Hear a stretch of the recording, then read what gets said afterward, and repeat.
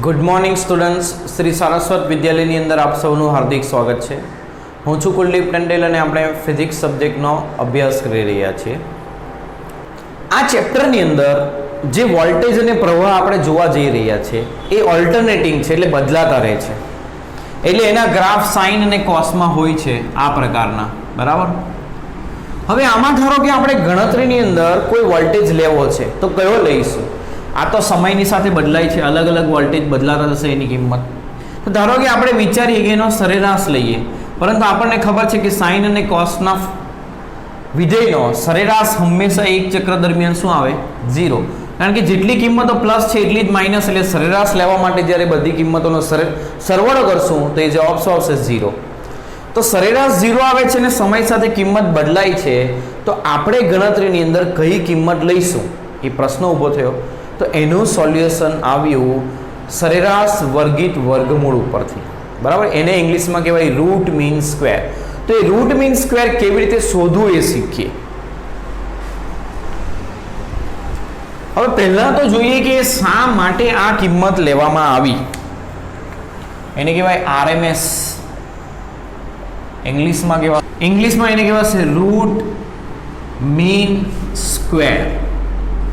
બહુ ધ્યાન આપજો, આ કેવી રીતે કરવાનું, કેવી રીતે થાય છે એ પણ સમજીએ. અથવા તો ગુજરાતીમાં એને સરેરાશ વર્ગિત વર્ગમૂળ આવું પણ કહેવાય છે, બરાબર. તો એ કેમ લેવામાં આવ્યું, શા માટે એ લેવામાં આવે છે એ સમજીએ પહેલાં તો અહીં આગળ જેટલી કિંમતો પ્લસ છે એટલી જ કિંમતો માઇનસ હોવાને કારણે સરેરાશ લેવા જઈએ તો જવાબ 0 આવે. એટલે પ્લસ માઇનસ કિંમતો ન રાખવી હોય તો શું મેથડ છે?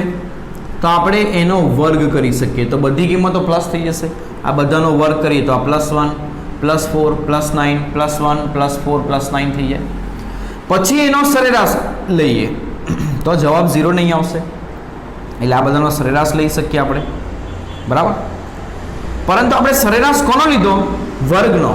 તો જવાબનું ફરી પાછું વર્ગમૂળ લઈ લઈએ એટલે આપણને 0 ન હોય એવો સરેરાશ મળશે. એટલા માટે આપણે સરેરાશ વર્ગિત વર્ગમૂળ લઈએ છીએ, બરાબર. એટલે એના સ્ટેપ શું છે એ જુઓ. તો એનું નામ જે છે એને ઊંધું કરવાનું. Root mean square. રૂટ એટલે વર્ગમૂળ, મીન એટલે સરેરાશ અને સ્ક્વેર એટલે વર્ગ. પણ આપણે કરવાનું ઊંધું. વર્ગ સરેરાશ વર્ગમૂળ, વર્ગ સરેરાશ વર્ગમૂળ. વર્ગ કરવાના કારણે બધી કિંમતો પ્લસ થઈ ગઈ અને સરેરાશનો જવાબ 0 ન આવ્યો. અને પછી એનું આપણે વર્ગમૂળ લીધું, કારણ કે આપણે સરેરાશ કોનો લીધો? વર્ગ કરેલાનો. એટલે જવાબ લાવવા માટે ફરી પાછું વર્ગમૂળ લીધું. તો આ એક મેથડ છે જેનાથી તમને વોલ્ટેજ 0 નહીં મળશે અને એવી કિંમત મળશે જે તમે એના માટે એક ચક્ર માટેનો વોલ્ટેજ સરેરાશ તરીકે લઈ શકો, બરાબર. તો આને કહેવાય સરેરાશ વર્ગિત વર્ગમૂળ અથવા તો RMS. તો એને શોધવા માટેના સ્ટેપ શું છે? તો પહેલાં કરવાનું વર્ગ, પછી લેવાનું સરેરાશ ને પછી વર્ગમૂળ. તો એક ઉદાહરણ તરીકે લઈએ, એક ઉદાહરણ લઈને ગણતરી કરતા શીખીએ. ધારો કે તમને પ્રવાહ આ રીતે આપ્યો છે 2 sin ωt cos ωt, બરાબર. અથવા તો કંઈક બીજો વિધેય લઈએ, કોઈક એવું વિધેય લઈએ જે સરળતાથી આપણને ગણતરી કરતા ફાવે. ધારો કે આપણે જે અત્યારે લઈએ છીએ વોલ્ટેજ અને પ્રવાહ એ જ લઈએ Vm sin ωt. જ્યાં આ જે Vm છે એ વોલ્ટેજનું મહત્તમ મૂલ્ય છે, મહત્તમ વોલ્ટેજ છે. તો આનો RMS મૂલ્ય કેટલું આવશે એ ગણતા શીખીએ, બરાબર. તો RMS ગણવા માટે સ્ટેપ નંબર 1, પહેલાં શું કરવાનું? વર્ગ. તો પહેલાં વર્ગ કરો, આ વિધેયનો વર્ગ કરીએ. પહેલું સ્ટેપ કરીએ વર્ગ. તો વર્ગ કરીએ તો આનો વર્ગ કરો તો Vm² sin² ωt થાય. બીજું સ્ટેપ કરીએ સરેરાશ. આનો સરેરાશ લો. તો આ ત્રિકોણીય કામ સરેરાશનો સિમ્બોલ છે, તો સરેરાશ લઈએ બંને બાજુ. હવે Vm² અચળાંક છે, બહાર આવી જશે, સરેરાશ થશે sin² ωt નું. sin² ωt નું સરેરાશ શું થાય? તો એને લખાય 1 - cos 2 ωt/2. અને આની સરેરાશની મેથડ આપણે જોઈ હતી કે પહેલાં 1/2નું સરેરાશ લેવાનું ને પછી cos ઓમેગા t/2નું.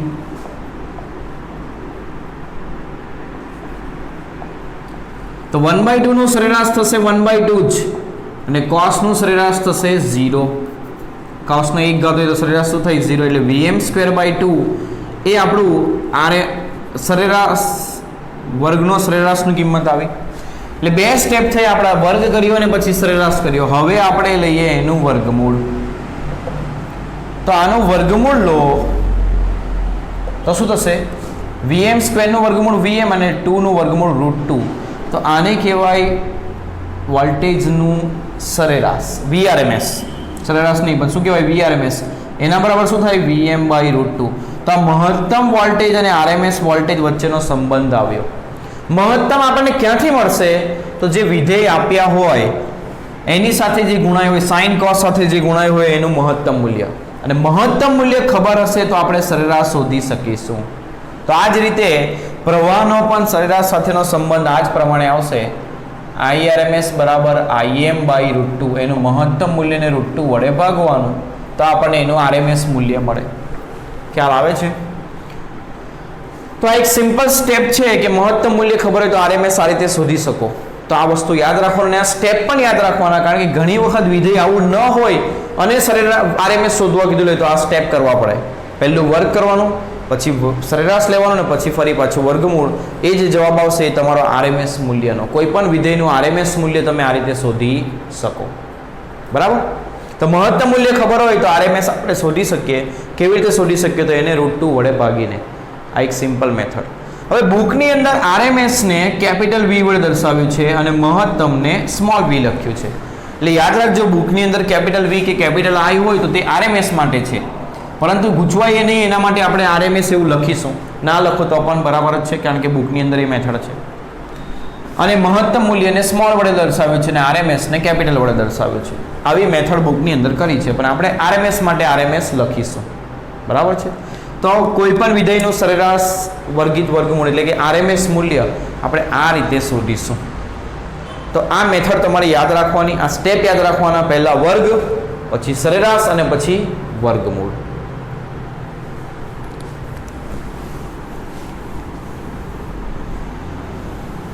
તો 7મા ચેપ્ટરની અંદર આગળ વધીએ તો મેઇન ટોપિક આપણે આજે શરૂ કરીએ. પહેલો ટોપિક છે અવરોધને લાગુ પાડેલ AC વોલ્ટેજ. એટલે આની અંદર આપણે અલગ અલગ પરિપથમાં જો AC વોલ્ટેજ લાગુ પાડીએ તો પ્રવાહ કેવો હોય, એની અંદર કેટલો પાવર વપરાશે, એટલે ઉષ્મા રૂપે કેટલો પાવર વ્યય પામશે, એ બધી ગણતરીઓ શીખવાના છે. અને વોલ્ટેજ અને પ્રવાહના પ્લોટ કેવા હશે, એટલે એના ગ્રાફ કેવા બનશે, કોણ કળામાં આગળ હશે, કોણ કળામાં પાછળ હશે, એ બધું આપણે શીખવા જઈ રહ્યા છીએ. તો જ્યારે AC વોલ્ટેજ હોય, અત્યાર સુધી આપણે વોલ્ટેજની બેટરીને આ રીતે દોરતા હતા. આ જે બેટરી હતી એ DC હતી, ડાયરેક્ટ કરંટ આપે એવી બેટરી. જ્યારે હવે જે દોરશું એ બેટરી આ પ્રકારે દોરશું, જે AC હશે એને કહેવાય ઓલ્ટરનેટિંગ કરંટ આપતી બેટરી. બરાબર? તો હવે આવા પ્રકારની સિમ્બોલની આપણે બેટરી દોરીએ, જેની અંદર આપણે આટલો V વોલ્ટેજ આપ્યો છે. એ વોલ્ટેજ કેવો હશે? તો પરિપથને લાગુ પાડેલ વોલ્ટેજ V એ આ પ્રકારનો હશે, Vm sin ઓમેગા t. બરાબર? આ પરિપથ, આ વોલ્ટેજ કોને લાગુ પાડવાનો છે? તો ફક્ત આપણે એક અવરોધને આ વોલ્ટેજ આપવાના છીએ. તો અહીંથી જે પ્રવાહ વહેશે એ પણ AC વહેશે. બરાબર? એટલે એને આપણે સ્મોલ I વડે દર્શાવશું. આ ચેપ્ટરની અંદર જે પણ AC છે એટલે કે ઓલ્ટરનેટિંગ છે એને સ્મોલ લેટર વડે દર્શાવ્યું છે. બરાબર? તો એ પ્રવાહ કેવો હશે, કેટલો હશે, એનું સૂત્ર તારવવા આપણે જઈ રહ્યા છીએ. અને એ કળામાં આગળ હશે, પાછળ હશે વોલ્ટેજ કરતાં, એ પણ આપણે જોઈશું. બરાબર? તો અહીં આ વોલ્ટેજ આપણે લાગુ પાડ્યો છે. તો તમે જુઓ, આ વોલ્ટેજ જે પણ લાગુ પાડશું એ અહીં જોવા મળશે, કારણ કે આ બંને સમાંતરમાં છે. બરાબર? એટલે પરિપથ ઉપરથી આપણે શું લખી શકીએ? તો પરિપથ પરથી આપણે એવું લખી શકીએ કે જે લાગુ પડેલ વોલ્ટેજ છે એ જ અવરોધ આગળ જોવા મળશે. લાગુ પડેલ વોલ્ટેજ કેટલો છે? તો Vm sin ઓમેગા t.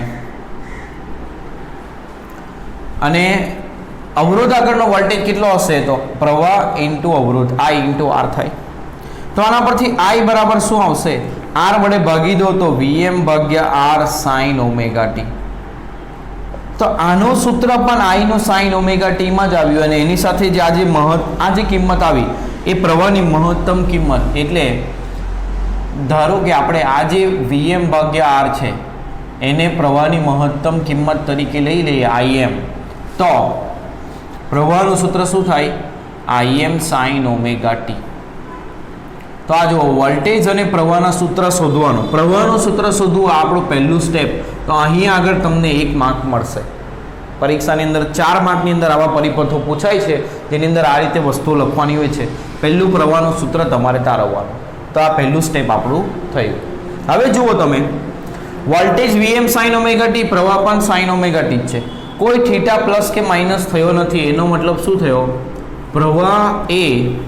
પ્રવાહ અને વોલ્ટેજ કળામાં સમાન છે. આ લાઈન લખવાનો પણ માર્ક્સ રહેશે. પ્રવાહ અને વોલ્ટેજ કળામાં કેવા હશે, સમાન. એના પ્લોટ દોરવાના તમારે, એનો પણ 1 માર્ક્સ હશે. તો પ્લોટિંગ આપણને ખબર છે. હવે ફટાફટ દોરતા તમને આવડવું જોઈએ પ્લોટ. મેં તમને પ્રેક્ટિસ પણ કરાવી છે. પહેલા V નો દોરવાનો હંમેશા પ્લોટ. 2 પ્લોટની અલગ અલગ મેથડ રાખવાની. એકને ડોટેડ લાઇનથી દર્શાવવાનું અને બીજાને ડાર્ક લાઇનથી, તો ખબર પડે કે આ અલગ અલગ પ્લોટ છે. તો પહેલો પ્લોટ છે Vm sin ઓમેગા ટી. સાઇનનો પ્લોટ કેવો આવે, 0 આગળ 0 હોય એટલે આ પ્રકારનો પ્લોટ આવે. એટલે આ આપણો પ્લોટ થયો કોનો, વોલ્ટેજનો. આ વોલ્ટેજનો પ્લોટ છે એટલે એરો કરીને લખશું આપણે આ વોલ્ટેજનો પ્લોટ છે. એકની અંદર જ આપણે પ્લોટિંગ કરવાના છે, એક જ ગ્રાફની અંદર. એટલા માટે પ્રવાહનું પ્લોટિંગ કરીએ તો એ પણ sin ઓમેગા ટી જ છે, પરંતુ વોલ્ટેજની મહત્તમ કિંમત કેટલી હશે તો સાઇન સાથે શું લખ્યું છે, Vm. એટલે વોલ્ટેજની મહત્તમ કિંમત હશે Vm. એટલે અહીં Vm અને નીચે હશે -Vm. આ એની મહત્તમ કિંમત. બરાબર. પ્રવાહને દોરીએ તો પ્રવાહની મહત્તમ કિંમત છે Im, જે કેટલી છે Vm ભાગ્યા R. એટલે Vm ને કંઈક R વડે અવરોધ વડે ભાગ્યો છે એટલે ઓછી હશે. એનો મતલબ ઓછી મહત્તમ કિંમત વડે પ્લોટ કરીએ. અને કળામાં કોઈ તફાવત નથી. આનો ગ્રાફ પણ સાઇન ફોર્મમાં જ છે. સાઇન એટલે જે 0 આગળ 0 હોય એટલે આવો જ પ્લોટ હશે, પણ મહત્તમ કિંમત ઓછી થઈ જશે. એટલે કેવો દેખાશે તો પ્લોટ કંઈક આ પ્રકારનો દેખાશે. સાઇનનો જ પ્લોટ હશે. બરાબર. કેવો હશે પ્લોટ, સાઇનનો જ. એટલે આ પ્લોટ કોનો થયો, પ્રવાહનો. તો આ પ્રવાહનો પ્લોટ આપણે કર્યો. આ પ્રમાણે 2 ગ્રાફ તમારે દોરવાના રહેશે. બરાબર. જેના પણ માર્ક્સ મળશે તમને. તો આ શું થયું, બંને એક જ જગ્યાએથી શરૂઆત થાય એટલે કળામાં કેવા છે, સમાન. તો ઇઝી છે. બરાબર. પ્લોટિંગ આ વિધેય ઉપરથી કેવી રીતે કરવાનું એ તમને મેં શીખવ્યું છે. આની જે મહત્તમ કિંમત હશે એ કેટલી હશે, Im. હવે આનો ફેઝર દોરવાનો. તો ફેઝર દોરવા માટે આની સાથે જ બાજુમાં આ એક લાઈન લઈ લેવાની. હવે આમાંનું કોઈ એક બિંદુ સિલેક્ટ કરવાનું. ધારો કે આ બિંદુ સિલેક્ટ કર્યું તો આ બિંદુ ધારો કે ઓમેગા T1 કિંમતનો છે. બરાબર. તો ત્યાં આગળ પ્રવાહની કિંમત આ છે અને વોલ્ટેજની કિંમત આ છે. આ બંને કિંમતો આગળથી તમારે લાઈન લઈ લેવાની. આમ લઈ લીધી. શું કરવાનું, આ સમયે એટલે આ ઓમેગા T1 ની કિંમત આગળ પ્રવાહની કિંમત આ છે. તો જ્યાંથી લાઈન તમારે અહીં દોરવાની રહેશે આ રીતે, લંબ લાઈન આ તરફ, ડાબી તરફ. અને વોલ્ટેજની કિંમત આ છે વોલ્ટેજના ગ્રાફમાં, એટલે એની લાઈન આ તરફ લેવાની રહેશે. બરાબર. હવે વોલ્ટેજની લાઈન આ છે એટલે પહેલાં વોલ્ટેજનો વેક્ટર દોરવાનો તમારે. હંમેશા પહેલાં વોલ્ટેજનો દોરવાનો. તો વોલ્ટેજનો વેક્ટર કેવી રીતે દોરવાનો, તો અહીંથી આ લાઈન ઉપર એક સદિશ દોરીશું. આ આપણો વોલ્ટેજ સદિશ છે એટલે વોલ્ટેજનો સદિશ આવ્યો V. બરાબર. જે અહીંથી કેટલા ખૂણે, તો ઓમેગા T1. આ ખૂણો ઓમેગા T1 છે. એની કળા આ સમયે કેટલી છે, ઓમેગા T1. પ્રવાહનો ક્યાં દોરવાનો, તો આ રેખા ઉપર દોરવાનો. હવે જુઓ, મેં તમને સમજાવ્યું એ પ્રમાણે કળામાં સમાન એટલે 2 વચ્ચે કોઈ ખૂણો નહીં રાખવાનો. એટલે પ્રવાહનો જે સદિશ છે, પ્રવાહ સદિશ, એ આના ઉપર જ આવશે. એટલે આ થયો પ્રવાહ સદિશ I. અથવા તો હું થોડી અલગ પેનથી દોરું તો આ પ્રવાહ સદિશ I.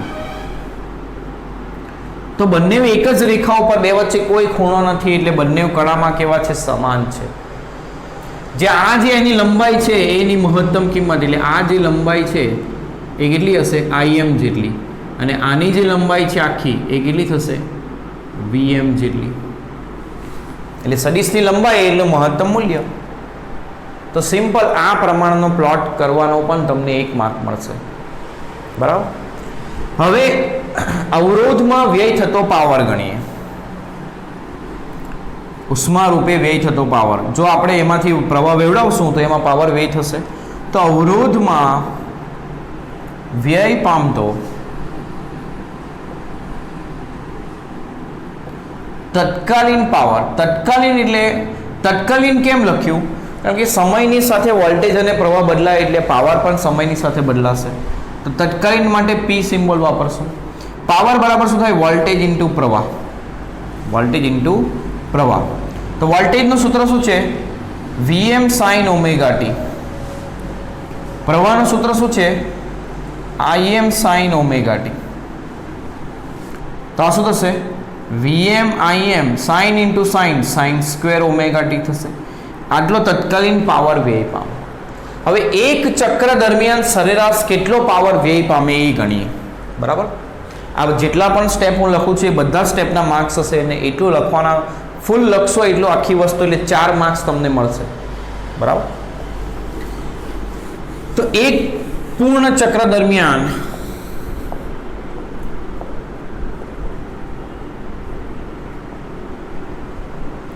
વ્યય થતો સરેરાશ પાવર લખીએ. સરેરાશ પાવરને કેવી રીતે લખશું? P સરેરાશ એટલે આ પાવરનું સરેરાશ લઈશું આપણે. એ કેટલો આવશે? તો આનું સરેરાશ લેવાનું થશે Vm Im sin square omega t. હવે તમે યાદ કરો, મેં તમને સરેરાશ લેતા શીખવાડ્યું છે. અચળ પદનું સરેરાશ એનું એ જ થાય એટલે એ બહાર આવી જશે એના એ જ. આ કિંમત સમય સાથે બદલાય છે, થીટા સાથે, ઓમેગા ટી સાથે બદલાય છે એટલે આનું સરેરાશ લેવાનું રહેશે. સાઇન સ્ક્વેર ઓમેગા ટીને આપણે કેવી રીતે લખીશું? તો તમને યાદ હોવું જોઈએ, આપણે એને 1 માઇનસ કોસ 2 થીટા બાય 2 લખીએ છીએ. એટલે 1 minus cos 2 omega t by 2 લખીએ છીએ. બરાબર.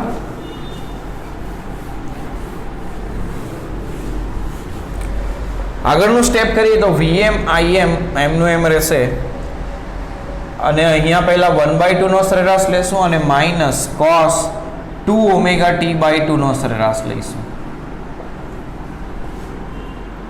તો Im Vm 1/2 નો સરેરાશ થશે 1/2 અને cos કે sin નો એક ઘાત હોય તો એનો સરેરાશ પૂર્ણ ચક્ર માટે કેટલું થાય? 0. એટલે આપણો જવાબ આવશે Vm Im ડિવાઇડ બાય 2. આટલો સરેરાશ પાવર એની અંદર વ્યય પામશે. દરેક પરિપથમાં અલગ અલગ પાવર વ્યય પામે. પાવર વ્યયની ગણતરી કેવી રીતે સરળતાથી કરવી એ પણ આપણે આગળના ટોપિકમાં જોઈશું. પણ આ ટોપિક માટે તમારે આટલા સૂત્રો તારવવાના રહેશે અને આ ગ્રાફ દોરવાનો રહેશે, કોણ કડામાં આગળ પાછળ એ બતાવવાનું રહેશે. આટલું કરવાના તમને 4 માર્ક્સ પરીક્ષાની અંદર સરળતાથી મળશે. જો ધ્યાનપૂર્વક કરો તો બહુ ઇઝી છે. કારણ કે વિધેય કેવી રીતે લાવવાનું? તો આ સમીકરણ ઉપરથી આની અંદર કિર્ચોફનો નિયમ વાપરીને આપણે વિધેય લાવ્યા. કિર્ચોફનો નિયમ અહીં વાપરવાની જરૂર ન પડી કારણ કે અહીંના અને અહીંના વોલ્ટેજ સમાન હતા, બીજું કંઈ નહીં. બરાબર.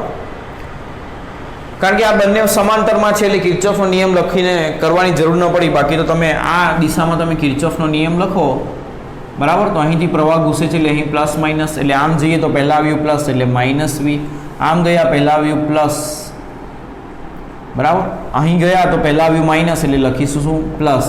પછી આમ ગયા તો પહેલાં પ્લસ આવ્યું એટલે લખીશું શું? માઇનસ. કેટલો વોલ્ટેજ? I ઇન્ટુ આર બરાબર 0 એટલે V બરાબર IR. આ જ સૂત્ર આગળ આપણે પહોંચીએ જે આપણે ડાયરેક્ટ લખ્યું હતું. બરાબર.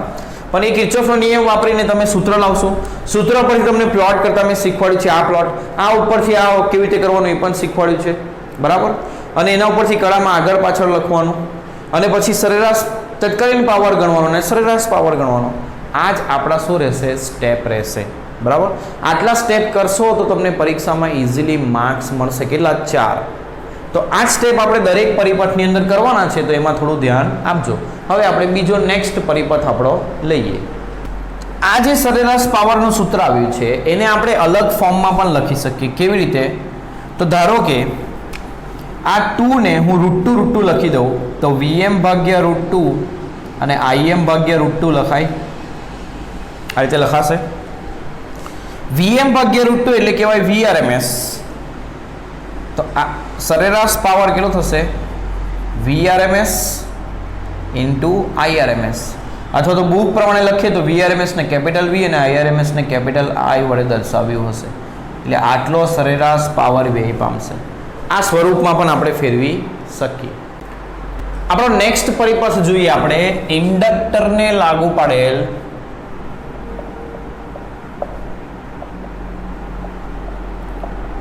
AC voltage. એટલે ધારો કે AC સપ્લાય આપણે ઇન્ડક્ટરને લગાવીએ. ઇન્ડક્ટર એટલે ગૂંચળું આપણે જોયું છે ને આપણા આગલા ગયા ચેપ્ટરની અંદર. એને જો AC વોલ્ટેજ લાગુ પાડીએ તો પ્રવાહ કેટલો એની અંદરથી વહે એ જોઈએ. બરાબર. હવે જુઓ અહીંથી પ્રવાહ ઘૂસે છે એટલે પ્લસ માઇનસ આવશે આનો વોલ્ટેજ. આમાં કિર્ચોફનો નિયમ લાગુ પાડીએ તો કિર્ચોફના નિયમ પરથી એક વસ્તુ ખાસ નોંધવી, આજે આપણો વોલ્ટેજ છે AC એ હંમેશા આપણે Vm sin ઓમેગા t જ લઈએ છીએ, જે જનરેટરના આઉટપુટમાં આપણને મળ્યો હતો એ. બરાબર. કિર્ચોફના નિયમ પરથી શું કહી શકાય તો અહીંથી આમ જઈએ, આમ કિર્ચોફનો નિયમ લગાવે તો અહીં માઇનસ આવે એટલે લખશું પ્લસ, પછી ગયા અહીંયા તો પ્લસ આવી તો લખીશું માઇનસ. L આગળનો વોલ્ટેજ ફરી પાછા જ્યાં હતા ત્યાં આવી ગયા એટલે ઇઝ ઇક્વલ ટુ 0. ઇન્ડક્ટર આગળનો વોલ્ટેજ કેટલો હોય તો આ L di/dt જેટલો હોય. બરાબર. કેટલો હોય? L di/dt. આપણે ગયા ચેપ્ટરની અંદર જોયું હતું. ઇન્ડક્ટર આગળનો વોલ્ટેજ L di/dt હોય. તો આના પરથી V બરાબર શું થશે? આને જમણી બાજુ લઈ જાઓ તો L di/dt. અને V ની જે કિંમત છે એ કેટલી છે? Vm sin omega t L di/dt. આ dt ને આપણે અહીં ગુણી દઈએ તો શું થશે? તો Vm sin omega t dt બરાબર L di આવું થશે. L વડે ભાગી દઈએ તો Vm/L sin omega t dt is equal to di.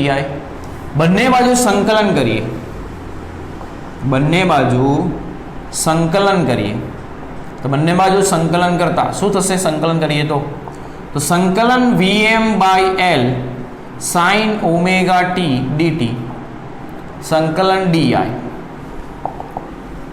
dt બતાવે t વાળા વિધેયનું કરવાનું તો આ અચળ તો અચળાંકને બહાર લઈ લઈએ. સંકલન sin ઓમેગા t નું સંકલન થશે, di નું સંકલન થાય I. sin ઓમેગા t નું શું થશે? Minus cos omega t. અને ઓમેગા t નું સાથે જે ઓમેગા t નું જે વિકલન છે એ થશે ઓમેગા, એ આના છેદમાં લખવું પડશે તો આ એનું સંકલન થશે. તો આને આપણે આજે લખી શકીએ Vm/ωL minus cos omega t is equal to I.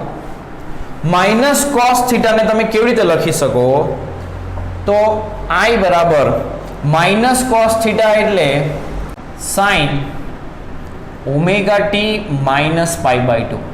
કેવી રીતે એ જોઈએ તો sin ઓમેગા t માઇનસ π/2 આમાંથી માઇનસ કોમન કાઢીએ તો માઇનસ π/2 માઇનસ ઓમેગા t લખાય. sin માઇનસ થીટા એટલે માઇનસ sin થીટા એટલે માઇનસ બહાર આવે. sin સાથે π/2 એટલે sin નું થશે cos omega t. π/2 minus theta એટલે પહેલું ચરણમાં sin પ્લસ એટલે આપણું જવાબ પ્લસ પણ ઓલરેડી આગળ માઇનસ છે એટલે માઇનસ cos ઓમેગા t. તો જુઓ માઇનસ cos ઓમેગા t ની જગ્યા ઉપર તમે sin ઓમેગા t માઇનસ π/2 લખી શકો. આવું શા માટે કરવાનું તો કે તમારો કળામાં આગળ પાછળ પ્રવાહ છે તે જાણવા માટે જો વોલ્ટેજ સાઇનમાં હોય તો પ્રવાહ પણ સાઇનમાં જ લખવાનો કમ્પલસરી. તો આ પ્રમાણેનો આપણો જવાબ આવ્યો, જેમાં આ જે છે Vm/ωL એ કેવા પ્રકારનું થયું તો અત્યારે આપણે અવરોધ વખતે જોઈ ગયા કે sin cos સાથે જે હોય એનું મહત્તમ મૂલ્ય. તો અહીં sin cos સાથે જે છે એને આપણે એનું મહત્તમ મૂલ્ય તરીકે લખીએ તો આ પ્રવાહનું સૂત્ર આ પ્રમાણે આવ્યું. તો આ પ્રવાહનું સૂત્ર શોધવાનો 1 માર્ક્સ આપણો થઈ ગયો. આ પહેલું સ્ટેપ. બરાબર. અહીં આગળ આ જે Im છે એ શું છે તો Vm/ωL હવે તમે જુઓ આગળ અવરોધ જ્યારે જોડાયેલો હતો ત્યારે Im શું આવ્યું હતું તો Vm ભાગ્યા R આવ્યું હતું. તો અવરોધની જગ્યા ઉપર જ્યારે ઇન્ડક્ટર જોડ્યું ત્યારે જે પદ આવ્યું ઓમેગા L એને કહેવાય અવરોધ જેવું જ વર્તે અને ઇન્ડક્ટર માટે છે એટલે એને કહેવાય ઇન્ડક્ટિવ રિએક્ટન્સ. એને શું કહેવાય ઇન્ડક્ટિવ રિએક્ટન્સ. એને XL વડે દર્શાવાય અને એનો જે SI એકમ છે એ પણ અવરોધ જેવું છે એટલે ઓહમ જ થશે. એટલે યાદ રાખજો ઓમેગા L ને કહેવાય ઇન્ડક્ટિવ રિએક્ટન્સ XL. ઇન્ડક્ટરના અવરોધ પ્રકાર અવરોધ જેવું સમજો. જ્યારે એસી વોલ્ટેજ લાગુ પાડીએ ત્યારે ઇન્ડક્ટરના કારણે જે અવરોધ વર્તાય પ્રવાહને જે અવરોધ લાગુ પડે તેને કહેવાય રિએક્ટન્સ અને ઇન્ડક્ટર માટે છે એટલે ઇન્ડક્ટિવ રિએક્ટન્સ. એને XL વડે દર્શાવાય એટલે Im બરાબર તમે Vm/XL લખી શકો. ત્યાં XL શું છે ઓમેગા ઇન્ટુ L બરાબર. એટલે આ જે વોલ્ટેજ છે Im એ શું લખી શકો તમે Vm/XL. એટલે જ્યારે અવરોધ હોય ત્યારે R આવે અને ઇન્ડક્ટર હોય ત્યારે R ની જગ્યા ઉપર XL આવે. એટલે અવરોધ જેવું જ આ છે એને કહેવાય રિએક્ટન્સ. જ્યારે એસી વોલ્ટેજ લાગુ પાડો ત્યારે પ્રવાહને જે અવરોધ વર્તાય ઇન્ડક્ટર લગાવીને એસી વોલ્ટેજ લાગુ પાડો ત્યારે પ્રવાહને જે અવરોધ વર્તાય તેને કહેવાય ઇન્ડક્ટિવ રિએક્ટન્સ બરાબર. એની કિંમત કેટલી છે ઓમેગા ઇન્ટુ L જેટલી બરાબર. ખ્યાલ આવે છે. તો આ પ્રવાહનું સૂત્ર આવી ગયું, વોલ્ટેજનું સૂત્ર આપણી પાસે છે. તો હવે ગ્રાફ દોરવાના. તો ગ્રાફ કેવી રીતે દોરીએ તો ગ્રાફ દોરવાની મેથડ મેં તમને શીખવાડી છે એના ઉપરથી દોરીએ. તમારે પણ મારી સાથે પ્રેક્ટિસ કરવાની તો જ તમને આવડશે બરાબર. ચાલો પહેલા પ્રવાહમાં આગળ પાછળ લખી દઈએ. તો સાઇન ઓમેગા ટી અને અહીંયા માઇનસ આવ્યું એટલે શું લખીશું માઇનસ શું બતાવે પાછળ. કેટલું પાછળ કેટલો ખૂણો આવ્યો π/2. એટલે પ્રવાહ એ વોલ્ટેજ કરતા કડામાં π/2 જેટલો પાછળ છે. સિમ્પલ. આ લાઈનનો પણ માર્ક્સ મળશે. ગ્રાફ પ્લોટ કરીએ. પહેલો ગ્રાફ હંમેશા વોલ્ટેજનો પ્લોટ કરવાનો. તો વોલ્ટેજનો ગ્રાફ આ થયો. આ વોલ્ટેજનો ગ્રાફ છે સમજો. આ વોલ્ટેજનો ગ્રાફ બરાબર. ચાલો એનું મહત્તમ મૂલ્ય કેટલું તો એના સૂત્રમાં સાઇન સાથે શું છે Vm એટલે એનું મહત્તમ મૂલ્ય Vm. પ્રવાહનો ગ્રાફ દોરી. તો પ્રવાહનો ગ્રાફ શું છે સાઇન ઓમેગા ટી માઇનસ π/2. એટલે આ આપણે આ ગ્રાફને સાઇનના ગ્રાફને કેટલો શિફ્ટ કરવાનો છે π/2 જેટલો. માઇનસ બતાવે કઈ બાજુ શિફ્ટ કરવાનો જમણી બાજુ. એટલે આને જમણી બાજુ π/2 જેટલો શિફ્ટ કરો તો આ પોઈન્ટ અહીં આવી જાય, આ પોઈન્ટ અહીં આવી જાય, આ પોઈન્ટ અહીં આવી જશે, આ રીતે બદલાશે, આ પોઈન્ટ અહીં આવી જશે. હવે મહત્તમ મૂલ્ય એનું કેટલું છે તો Vm/XL એટલે Vm કરતા ઓછું છે એટલે મહત્તમ મૂલ્ય. આ પોઈન્ટ મેં અહીં નથી લીધું પણ મૂલ્ય ઓછું કરી નાખ્યું. આ પોઈન્ટ અહીં નથી લીધું પણ મૂલ્ય ઓછું કરી નાખ્યું.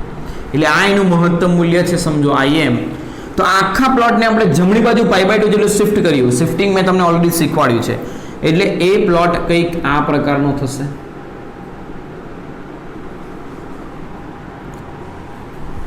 હવે એને આગળ લઈ જાઓ તો આ પ્રકારનું દેખાશે. તો સિમ્પલ છે પ્લોટ કરવો જો તમે શિફ્ટિંગ સમજી ગયા હશે તો. પહેલા જ ક્લાસમાં જે શીખવાડ્યું એ શિફ્ટિંગ. તો આ કોનો પ્લોટ થયો પ્રવાહનો. તો એને આ રીતે લખી દેવાનું કે આ કોનો પ્રવાહનો પ્લોટ I નો પ્લોટ. તો આ પ્લોટિંગના પણ માર્ક્સ છે. આમાં મેં તમને સમજાવ્યું તેમ ફેઝર પણ સાથે દોરશું. ફેઝર દોરવાની સિમ્પલ મેથડ શીખવું. એક પહેલા પોઈન્ટ લઈ લેવાનો જે સમય t1 માટે છે તો ઓમેગા t1 એ એની કળા થશે. એ સમયે વોલ્ટેજનું મૂલ્ય આ છે તો આ લાઈનને આગળ લેવાની અને અહીંથી વોલ્ટેજનો સદિશ દોરવાનો. આ વોલ્ટેજ સદિશ V. હવે એના માટે પ્રવાહની કિંમત આ થઈ તો એના માટે આ લાઈન દોરવાની. હવે પ્રવાહનો સદિશ તમે આમ પણ દોરી શકો આમ પણ દોરી શકો પણ કેવી રીતે દોરવાનું એ સમજો. તો જુઓ એ દોરવા માટે એક લોજિક સમજો. તમને મેં કીધું ઓમેગા ટી માઇનસ હોય ત્યારે કઈ દિશામાં ઘુમાવવાનું તમારે ઘડિયાળના કાંટાની દિશામાં. કેટલું ઘુમાવવાનું તો π/2 જેટલું.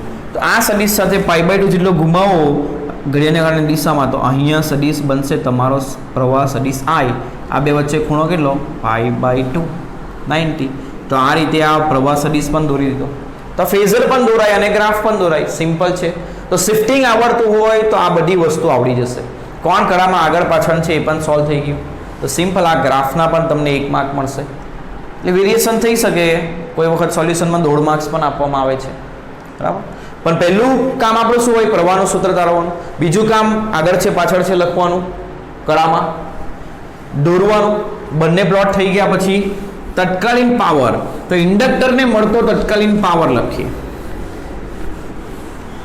ઇન્ડક્ટરને મળતો તત્કાલીન પાવર,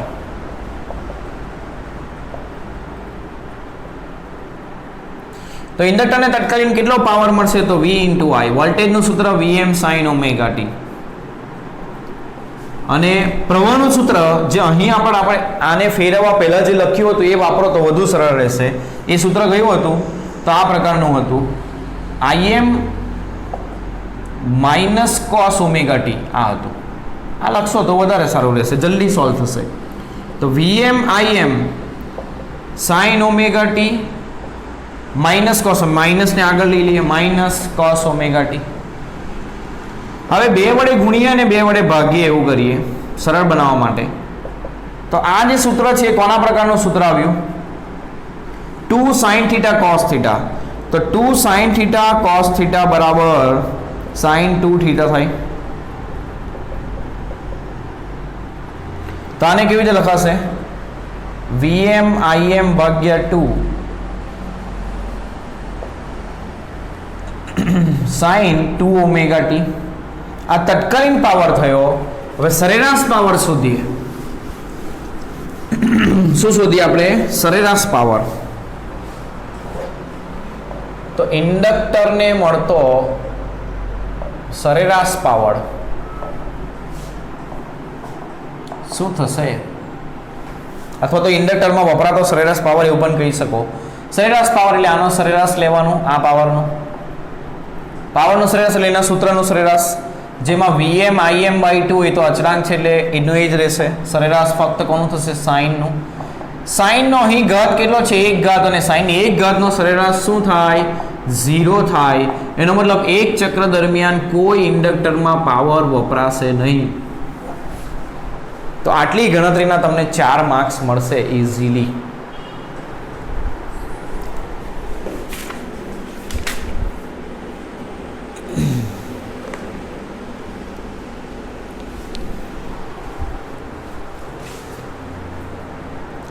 અહીં આગળ એક બીજી ઇમ્પોર્ટન્ટ નોંધ કરીએ કે ઇન્ડક્ટર સાથે એસી સપ્લાય જ્યારે લગાવ્યો ત્યારે પ્રવાહ વહ્યો, પરંતુ પાવરનો કોઈ વ્યય થયો નહીં, કોઈ પાવર વપરાયો નહીં. પ્રવાહ વહે છે પણ પાવર વપરાતો નથી. બાકી અવરોધ હોય તો પાવર વપરાતે, ઉર્જા ઉષ્માના રૂપે વ્યય પામતે. એટલે પ્રવાહ વહે છે છતાં પાવર વપરાતો નથી. તો આ જે પ્રવાહ છે એને કહેવાય વોટલેસ પ્રવાહ. પ્રવાહ વહેવા છતાં વપરાતો પાવર શૂન્ય હોવાથી તેને વોટલેસ, વોટ કોનો એકમ આવે? પાવરનો. લેસ એટલે વોટ વગરનો, પાવર વગરનો પ્રવાહ કહે છે. એટલે ઇન્ડક્ટરને જ્યારે એસી સપ્લાય સાથે જોડશો ત્યારે પ્રવાહ વહેશે પણ પાવર વપરાશે નહીં. તો જે પ્રવાહ વહે છે તે પ્રવાહને કહેવાય વોટલેસ પ્રવાહ. વોટ એટલે પાવર, પાવરલેસ પાવર વગર, પાવર વપરાયા વગર પ્રવાહ વહે છે તેને કહેવાય વોટલેસ પ્રવાહ. એનો મતલબ એવો થયો કે ઇન્ડક્ટર જ્યારે એસી સપ્લાય સાથે લગાવશું તો એ પાવર શું કરશે? સંગ્રહ કરશે, કોઈ પાવરનો વ્યય કરશે નહીં. અને જ્યારે સપ્લાય બંધ કરી દઈશું તો એ જ પાવર પાછો એને આપી દેશે સપ્લાયને, એટલે પાવરનો વ્યય થશે નહીં. તો જૂની જે ટ્યુબલાઇટ આવતી હતી એ ટ્યુબલાઇટની અંદર અહીંયા જે ચોક આપણે કહેતા હતા કે ચોક મૂક્યું છે, તો એ જે ચોક છે એ ચોક નથી પણ શું છે? ઇન્ડક્ટર છે. ઇન્ડક્ટરને જ કહેવાય ચોક. તો આ જે હતું એ શું હતું? ઇન્ડક્ટર. બરાબર. તો પાવરનો વ્યય ન થાય, જે વધારાનો પાવર છે એ ઇન્ડક્ટર સંગ્રહ કરી લઈને ફરી પાછું સપ્લાયને આપી દે, એટલે વ્યય ન થાય પાવરનો. એટલા માટે આ ઇન્ડક્ટરનો ઉપયોગ આપણે અહીં કરતા હતા. બીજા પણ ઘણા બધા એના પર્પસ છે પણ આ પર્પસ પણ એક હતો. એટલે જ્યારે એસી પરિપથમાં ઇન્ડક્ટર વાપરશું ત્યારે કોઈ પાવર વપરાશે નહીં. એ પાવરને સંગ્રહ કરશે ને ફરી પાછું સપ્લાય બંધ કરશું એટલે પાવર એ સપ્લાયને ફરી પાછો આપી દેશે. ખ્યાલ આવે છે? તો આ પ્રમાણેની ગણતરી તમારે કરવાની, એના 4 માર્ક્સ મળશે. આખા ચેપ્ટરની અંદર આ પ્રમાણેના પરિપથ જ આપણે શીખવાના છે. જેમાં પહેલો પરિપથ આપણે જોયો અવરોધ ધરાવતો, બીજો જોયો ઇન્ડક્ટર ધરાવતો, અને એ જ રીતે આપણે ત્રીજો પરિપથ પણ જોઈશું. અને આટલું વસ્તુ તમને આવડશે એટલે 4 માર્ક્સ ઇઝીલી મળશે. તો એની પ્રેક્ટિસ કરજો. એક જ વખત કરવાની છે પ્રેક્ટિસ, ઇઝીલી 4 માર્ક્સ મળશે.